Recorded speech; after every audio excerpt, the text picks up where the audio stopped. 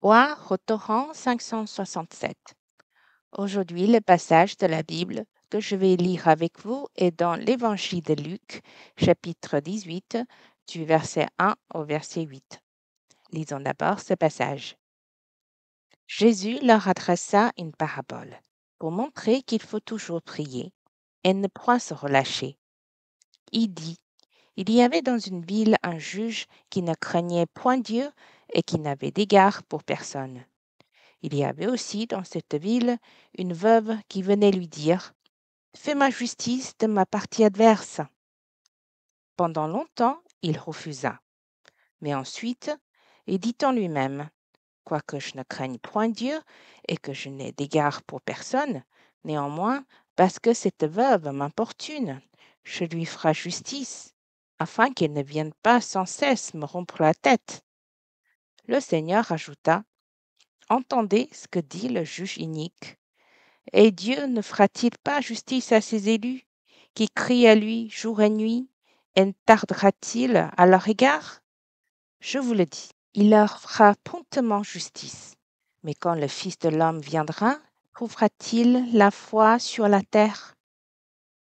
Il y a deux personnages dans cette parabole. Une veuve qui n'a personne sur qui compter et qui est socialement et économiquement en difficulté, et un juge inique qui ne craint point Dieu et qui n'a d'égard pour personne. Un tel juge n'est évidemment pas un bon juge. Le fait qu'il ne craigne pas Dieu veut dire qu'il ne respecte la vérité. Ne pas avoir d'égard pour personne veut dire qu'il ne va pas compatir aux besoins et aux difficultés des autres.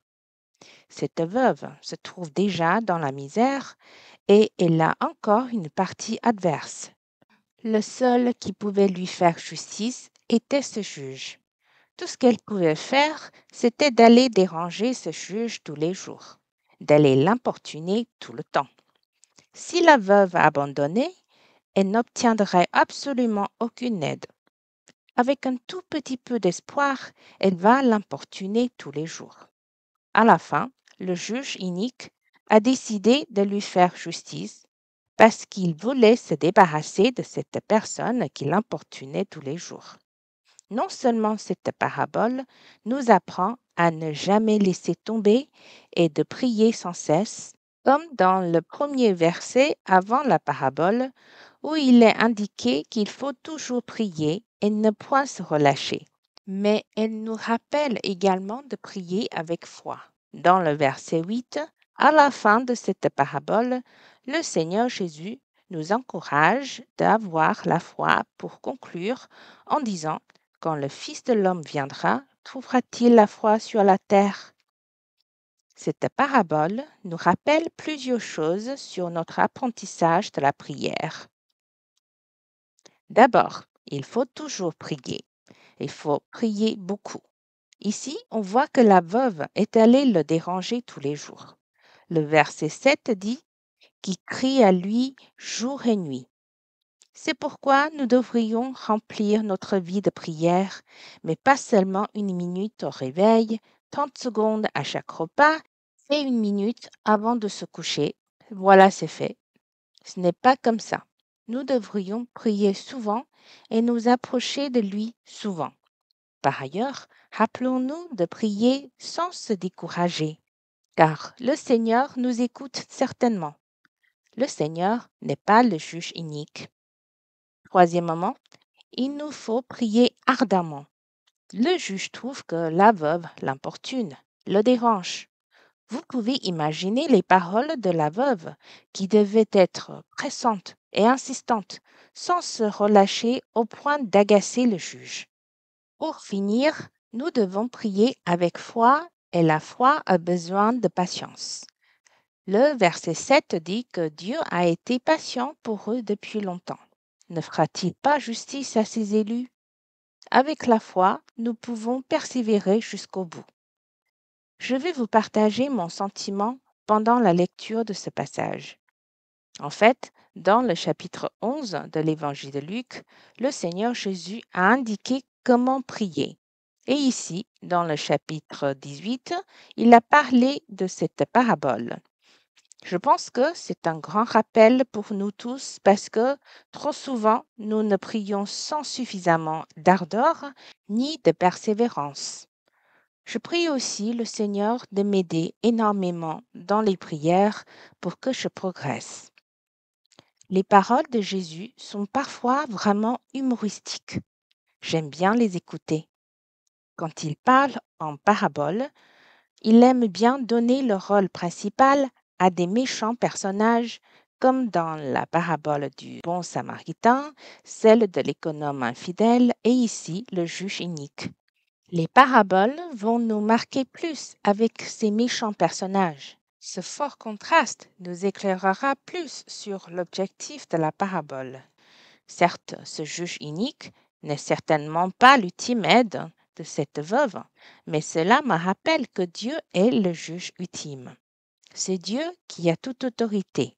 Dieu rendra justice car il est juste. Le Dieu juste aime la vérité et pratique la vérité. D'autant plus que Dieu est amour. Il est plein de compassion et de miséricorde. Il connaît nos peines. Il entend nos appels. Je trouve précieux que celui qui est assis sur le trône est l'agneau qui a été immolé. Il s'occupe de chacun de nous.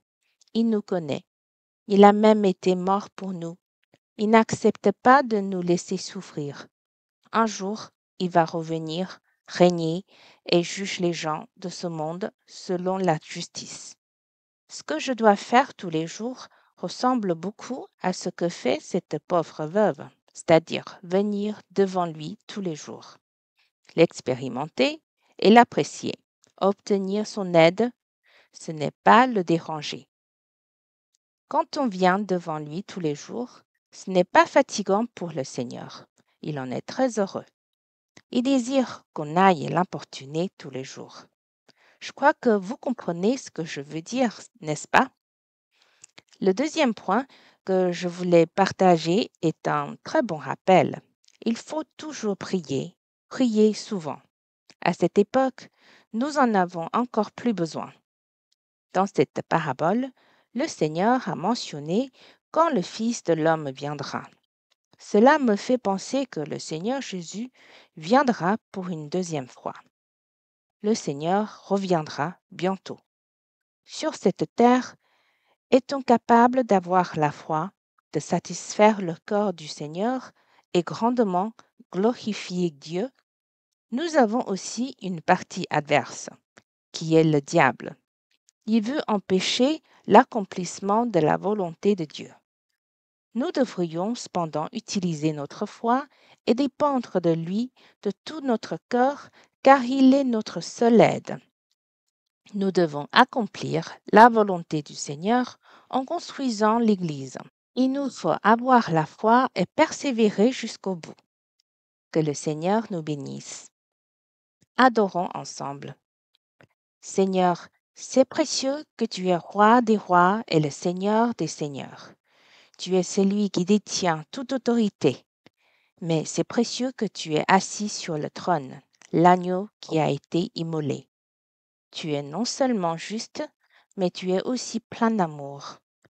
Seigneur, tu es celui qui mérite le plus d'être roi. Je te remercie de connaître et de comprendre chacun de nous. Seigneur, aide-nous à dépendre de toi avec beaucoup de foi, de ne jamais se décourager, de devenir quelqu'un qui prie, garder et veiller pour toi à cette époque, même si notre partie adverse est puissante. Mais ceux qui dépendent de toi ne seront point confus. Seigneur, qu'à cette époque, tu nous suscites plus à devenir des guerriers qui prient, déterminés à prier. Seigneur, je te prie aussi de nous aider à venir devant toi tous les jours, jouir de la vie, profiter de ton approvisionnement et vivre ta compassion et ta miséricorde. Seigneur, tu es celui qui puisse nous aider le plus. Tu es celui qui puisse nous consoler. Tu es celui qui nous donne la force dans notre vie. Seigneur, ce dont nous avons besoin le plus est toi-même. Que ton amour puisse nous encourager à avancer. Que tu nous bénisses. Bien, si vous avez le temps, j'espère que vous allez rester en silence et discuter avec le Seigneur. Devant lui, vous pouvez répandre votre âme. Savourez le fait qu'il soit votre vie. Toute la journée, vous pouvez passer une vie unie avec lui. C'est le plus grand bonheur. Que le Seigneur bénisse tout le monde.